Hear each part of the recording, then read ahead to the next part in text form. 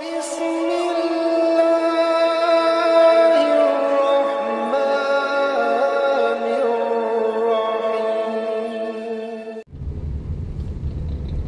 asyafaqah alal khalqi kullihim, punya empati, punya kasih sayang ke semua makhluk. Bahwa takdir kita ada perbedaan itu ya wajar, tapi bahwa definisi itu nyata. Tadi beliau menyebut termasuk satu saudara atau satu komunitas dengan makhluk-makhluk Allah yang lain. Pernah suatu saat Nabi memuji ada seorang nakal itu diterima tobatnya Allah karena di jalan ketemu anjing, kemudian ngasih minum anjing itu dan Allah mengampuni. Meskipun secara hukum usul fikih tidak bisa digeneralisir. Misalnya kalau minumin anjing 1 surga, kalau 100 tambah surga. Nanti lupa minumin manusia gara-gara kebanyakan minumin anjing gitu. Tapi apapun itu faktanya ada cerita di hadis seperti itu. Kemudian menyangkut komunitas internasional yang beberapa diantaranya tentu beda agama, beda keyakinan. Saya mau membacakan cerita di kitab Ar-Risalah Al-Qushairiyah. Jadi saya hanya membantu referensi-referensi yang diajarkan guru-guru kita. Ar-Risalah Al-Qushairiyah adalah kitab kesayangan Mbah Maimun karena dulu mbah beliau dapat ijazah dari Sayyid Umar Sato, kakaknya Sayyid Abi Bakar Sato yang punya kitab I'anatul Thalibin. Dan kitab itu dibawa ke Indonesia sampai ke saya sebagai murid beliau. Di antara yang disebut dalam Ar-Risalah Al-Qushairiyah ini Thariqatu Ahlil Ilm, kitab Ar-Risalah Al-Qushairiyah itu. Saya baca nasnya atau ibaratnya atau teksnya. Sami'tu ba'dal ulama yaqulu istadhafa majusiyun Ibrahim al-Khalil alaihi salam faqala bisyarti antuslima. Famarral majusiyu fa'awhallahu ta'ala ilaihi mundu khamsina sanatan nut'imuhu ala kufri falau nawaltahu lukmatan min ghairi antutalibahu bitahyiri dini. Famado Ibrahim alaihissalam ala athari hatta adrukahu wa atadharu ilaihi fasalau anisabab fadhakara lahu dhalik fa aslamal majusiyu. Jadi suatu saat Nabi Ibrahim itu kan terkenal Abu Duyuf, orang yang mesti menservis tamu-tamu itu. Kita tahu dulu itu tidak ada warung, tidak ada hotel, tidak ada, ya pokoknya tidak ada mall, sehingga kalau orang pergi itu kelaparan betul itu. Bahwa orang kaya pun kelaparan karena melewati padang pasir itu. Kalau sekarang kan orang mau sowan kiai makan dulu, karena takutnya di rumah kiai kan makan sungkan, jadi makan dulu nanti di kiainya tinggal pura-pura makan. Kalau dulu memang makan nih tamu itu wajib betul, kalau ndak ya kelaparan betul tamu. Sehingga cerita suatu saat di antara tamu itu berakidah, berfaham Majusi atau beragama Majusi lah gampangannya itu. Terus Nabi Ibrahim nggak mau, saya mau ngasih makan syaratnya Anda harus Islam. Akhirnya orang ini putus asa kemudian meninggalkan Nabi Ibrahim. Saat itu, saat orang itu meninggalkan Nabi Ibrahim, Allah memberi wahyu ke Nabi Ibrahim. Orang itu umurnya 50 tahun dan dia hidup karena tak kasih makan. Terus kata Allah, mundu khamsina sanatan nut'imuhu ala kufri. Saya yang Tuhan saja ngasih makan dia 50 tahun tanpa syarat dia harus Islam. Kamu baru dimintai makan sehari mensyaratkan Islam. Walhasil terus Nabi Ibrahim ngejar orang Majusi itu, terus monggo-monggo makan di rumah saya. Singkat cerita terus orang Majusi itu tanya, kenapa Anda berubah pikiran? Terus Nabi Ibrahim cerita bahwa beliau ditegur Allah kemudian harus melakukan itu. Jadi cerita-cerita seperti itu banyak. Dulu kita dengar para kiai sering cerita ketika seorang Yahudi rumahnya diusir Amr bin As untuk pembangunan masjid. Ketika lapor ke Sayyidina Umar, masjid itu yang mengambil tanahnya orang Yahudi harus dikembalikan ke orang Yahudi. Dulu guru-guru kita juga sering cerita Sayyidina Ali itu pedangnya dicuri sama orang Yahudi. Ketika ketemu di pasar atau di jalan, kemudian Sayyidina Ali yakin itu pedangnya, dilaporkan ke Qadhi Syureh. Setelah itu Sayyidina Ali diminta, buktinya apa? Saksinya siapa? Kalau itu pedang Anda, saksinya Hasan dan Husain. Tapi kata hakim, Sayyid Hasan Husain itu keluarga Anda, tidak sah jadi saksi. Zaman itu Sayyidina Ali masih berargumentasi, waqad qala Rasulullah sallallahu alaihi wasallam Hasanun wa Husainun sayyida syababi ahlil jannah. Tapi kata Imam Sureh, tetap standar saksi itu tidak boleh dari keluarga. Singkat cerita, qadhinya itu pakai standar hukum usul fikih, al-qaulu qaulu sahibil yad. Yang dibenarkan adalah yang sekarang megang barang itu. Ketika nggak ada seksi, al-musaddaq, yang dibenarkan al-qaulu qaulu sahibil yad, yang dibenarkan ya yang megang barang itu. Singkat cerita dimenangkan oleh orang Yahudi tadi. Setelah dimenangkan, Sayyidina Ali agak kecewa, masa seorang Amirul Mukminin sidang di pengadilan negeri kalah.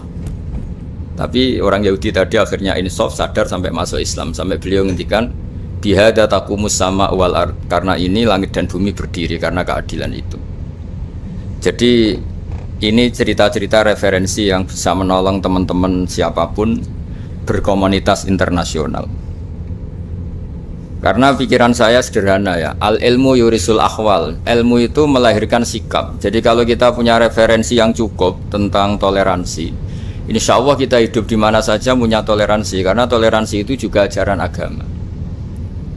Di antara yang diceritakan para guru-guru kita adalah ketika Nabi mau dibunuh oleh orang namanya Daksur atau Duksur, siapa nggak tahu KTP-nya saya. Kiai-kiai kalau baca Daksur. Ketika beliau sedang santai di satu tempat, tahu-tahu ada orang yang mengambil pedangnya kemudian bilang mayyam na'uka minni ya Muhammad. Sekarang Anda sama saya berdua, siapa yang bisa menghalangi kamu? Nabi dengan rileks menghentikan Allah. Kemudian si Daksur ini gemetar, pedang jatuh. Kemudian diambil Nabi. Sekarang ya Daksur mayyam na'uka minni, yang bisa menghalangi kamu siapa? Orang itu bilang la ahada, tidak siapapun. Nabi dengan gampangnya fa'afa'anhu, Nabi memaafkan. Padahal ini jenis harbi, jenis orang yang jelas punya niat bunuh. Terus artinya kita yang ngaji di pesantren, saya ngaji di Mbah Maimun, punya Bapak Kiai Nur Salim, semuanya ngajarkan bahwa di mana-mana perang kekerasan itu ya karena kita diperangin. Udina lil ladzina yuqatalun, karena kita diperangi kita boleh perang. Qatilul ladzina yuqatilunakum. Jadi yang boleh kita perangi ya zaman kayak kita dulu dijajah Belanda, dijajah Jepang zaman itu. Ketika sudah tidak ada penjajahan ya alasan itu sudah hilang karena mereka tidak merangi kita. Jadi apa ya, perang ya ada konteks rasionalitasnya, damai juga ada konteks rasionalitasnya. Tapi karena kita punya tradisi referensi, teman-teman yang di Jerman tak bantu tadi ada kitab Arisal Al-Qushairiyah, terus ada beberapa cerita-cerita tadi kayak Daksur. Kalau ayatnya jelas ya, jelas qatilul ladzina yuqatilunakum wa in janahu lisalmi fajnah laha wa tawakkal 'ala Allah. Bahkan seperti yang diceritakan Profesor Quraisy tadi, yang sedang kita benci pun bisa saja suatu saat teman. Dalam surat Mumtahanah itu atau Mumtahinah ada ayat asawwau ayyaj'ala bainakum wa bainal ladzina ataitum minhum mawaddah. Bisa saja orang yang sekarang kamu benci suatu saat kamu cintai. Wallahu qadir, itu Allah Maha Kuasa. Dan tadi saya menambahkan yang dikatakan Profesor Quraisy tentang belajar. Dulu Nabi itu enggak puasa Asyura. Tapi ketika datang ke Medina, orang-orang Yahudi itu puasa Asyura. Coba tanyakan ke mereka, kenapa puasa tanggal 10? Terus mereka menjawab, yaumun najjawahu fi Musa, itu hari yang Allah menyelamatkan Nabi Musa. Terus fa'amara bisyami, kemudian Nabi menyuruh sahabat puasa. Artinya dulu itu segampang itu hidup, itu sesuatu yang baik apa ya sudah. Ya sudah ditiru. Meskipun kita tahu Nabi itu tentu mustaqil bil istihad, Nabi itu orang yang mandiri. Tapi memberi percontohan kita betapa gampangnya kita seperti itu. Dulu ada seorang Yahudiyah meminta sama Sayyidah Aisyah dan dikasih. Ketika dikasih, dia mendoakan semoga kamu Aisyah selamat dari siksa kubur. Zaman itu Sayyidah Aisyah itu belum tahu tentang siksa kubur sehingga beliau engkar, nggak percaya. Tapi setelah Rasulullah datang dan diceritanin, Nabi, oh iya siksa kubur itu ada. Dan semenjak itu Nabi selalu isti'adah minta perlindungan dari siksa kubur. Jadi dulu di komunitas-komunitas beda agama sesuatu yang benar ya dibenarkan.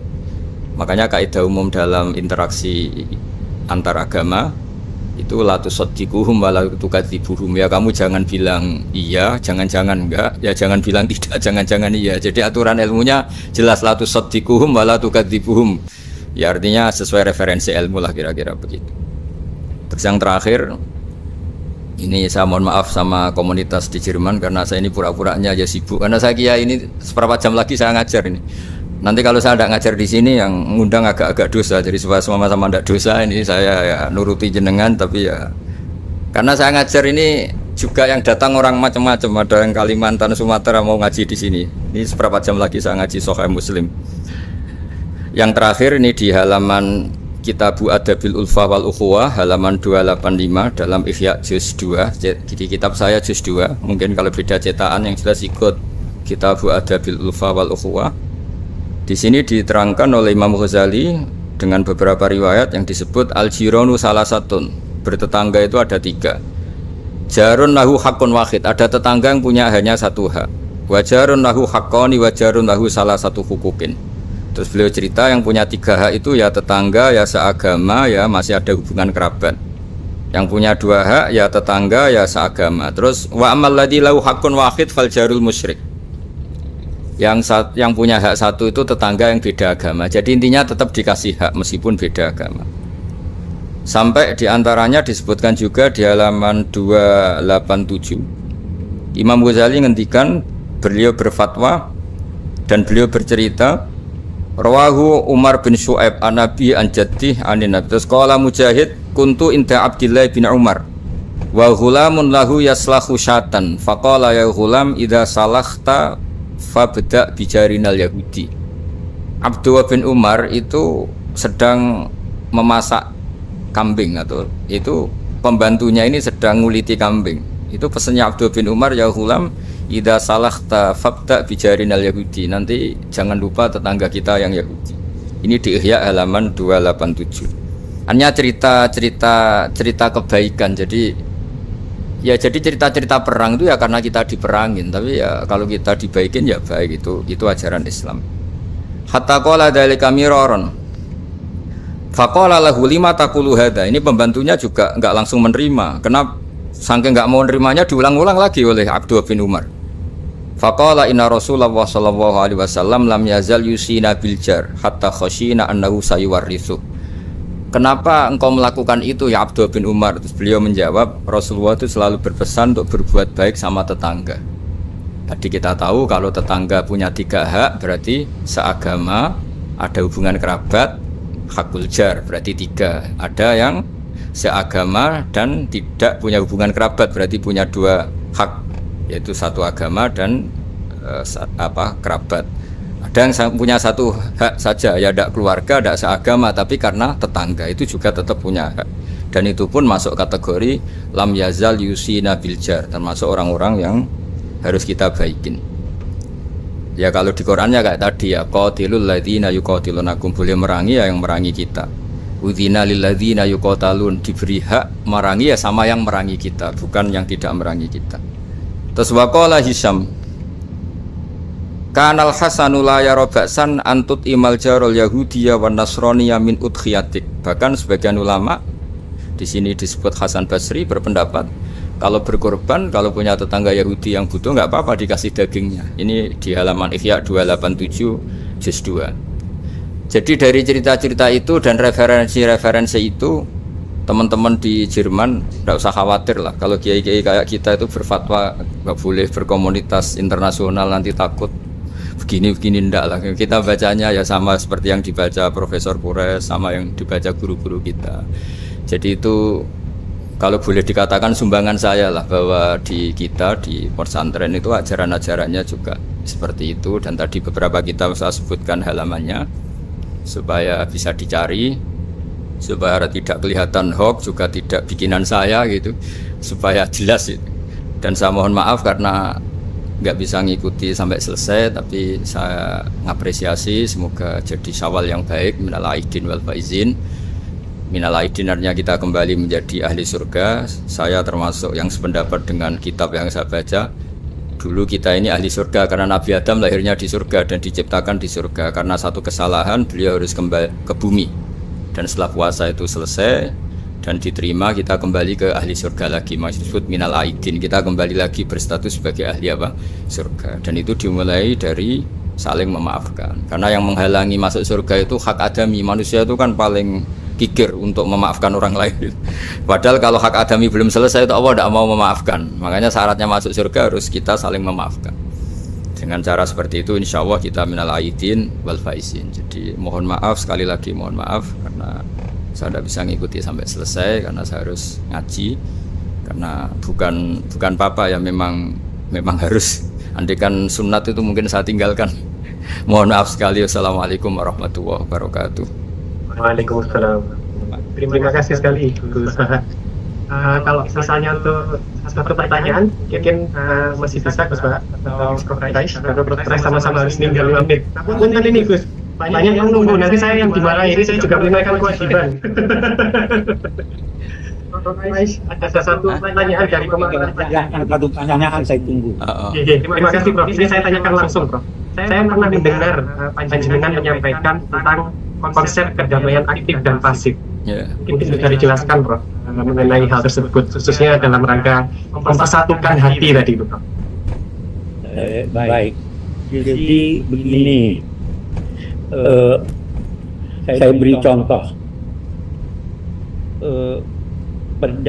Damai pasif itu Anda tidak ganggu orang. Damai aktif itu Anda memberikan sesuatu yang positif pada orang.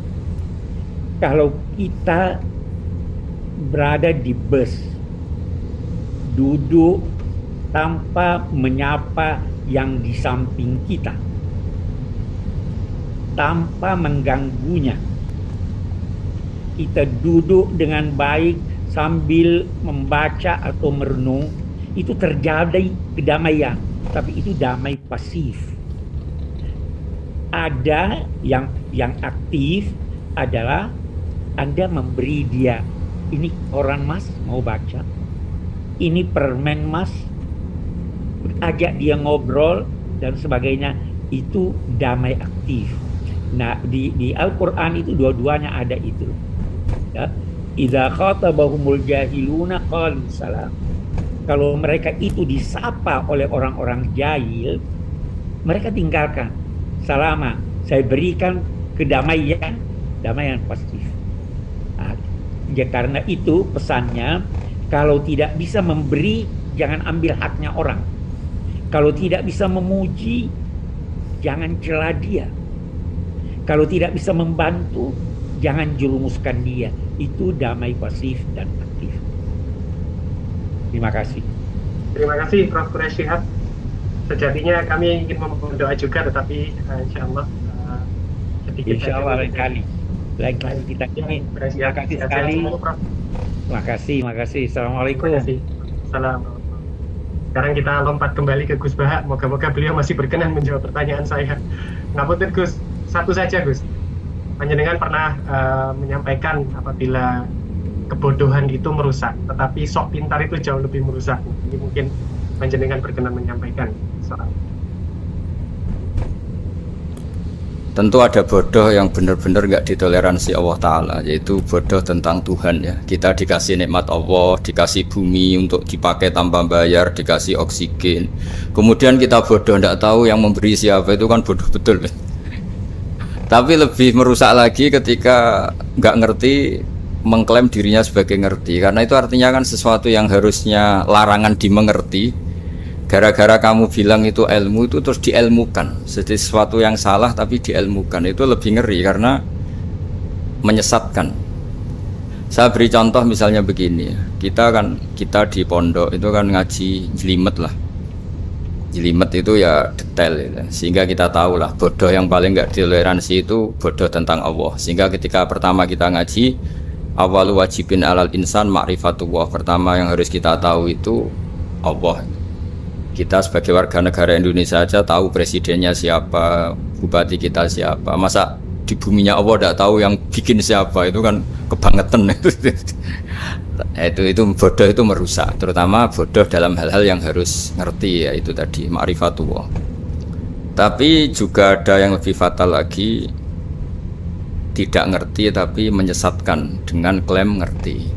Itu yang umat Islam zaman Imam Ghazali itu selalu mengingatkan bahayanya filsafat yang menyesatkan. Misalnya teori tentang Tuhan. Tuhan itu logos, logos terus begini itu jeluwimet.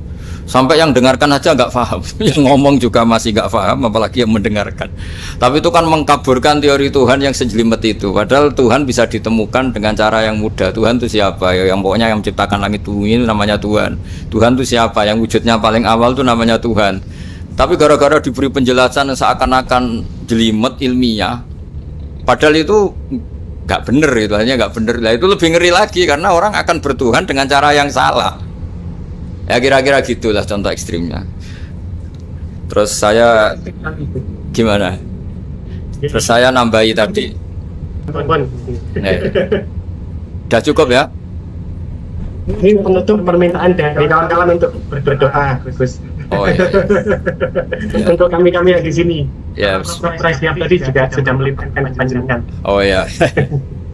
Terus saya menambahkan sedikit tentang yang didawuhkan Pak Quraisy tadi. Memang di terakhir dawuhnya Nabi, kamu harus berbuat baik. Kalau nggak bisa ya Rasulullah, mendukung yang baik. Kalau nggak bisa ya Rasulullah, Nabi terakhir ngendikan takufu syarroka anin nas fa innaha sadaqatun minka ala nafsik. Potensi kejahatan kamu jangan menimpa orang lain, itu ya bagian dari sedekah kamu. Jadi takufu syarroka anin nas fa innaha sadaqatun minka ala nafsik. Jadi misalnya bawaan kita baru nggak mood, bawaan kita baru ingin emosi, ya sebaiknya jangan ketemu orang, nanti bawaannya cemberut.